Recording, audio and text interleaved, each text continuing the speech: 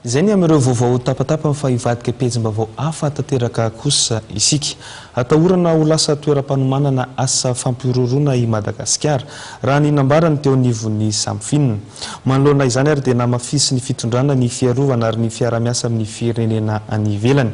Fepetra noraisina ihany koa ny fampidirana ao anatin'ny andraikitry ny SAMIFIN ny fanaramaso ny fampiasam-bola amin'ny asa fampihorohorona. Vola ravoavy sy tsirakotoasoary no mitatitra izay vaovao izay.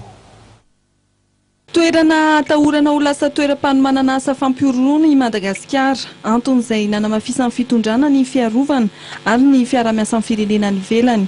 Fepetra noraisina ihany koa ny fampidirana ao anatin'ny andraikitry ny SAMIFIN ny fanarahamaso ny fampiasam-bola amin'ny asa fampihorohorona. Raha tsy mitady antsika zany dia anomanan'ny olona amin'ireny asa iry ataon'izy ireo hoe antsika io zany dia isokajiana ihany ao anatin'ilay hoe pays risque. Ary indrindra ny zavatra efa tozatsikarotra fa engany ka diso ny ahia dia atao amin'ilay hoe bazariera. Bazariera zany hoe fanomanana an'ireny ohatra fampanolovana ny famatsiam-bola, fanomanana asa zay mijery ny olona mety handray anjara amin'ireny na Manoloana ka izay tsy maintsy mampitandrina antsika dia tsy maintsy mampanara-maso antsika. Isan'ny fomba iadiana amin'ny asa fampihorohorona ny fanafoanana sy fisakanana ny famatsiam-bola. Izay andraikitra SAMIFIN izay dia tsy maintsy atsirona.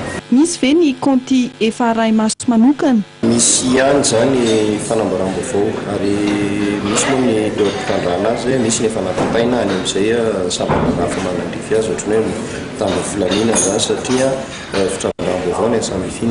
Anjaran'ny mpitandro filaminana rehefa avy eo manao fanadihadiana manandrify andrafana azy hoe misy tokoa ny voarainay zany dia efa misy ny efa vitanay aritaina ary misy no tena eo fitrandrana azy samy. No marian'ny SAMIFIN fa mbola anisan'ny olana mipetraka ny tsy fahafahan'ny isam-pandrarahatiny tsirika kaonty ary mahazo tarehimarika mivantana. Maingaitra any amin'ny fanambarana toe-javatra mampiahiaino ahafahan'izy ireo manokatra fanajiatsiany. Olana ihany koa ny tahan'ny fampiasana bankim-bola ambany eto amintsika.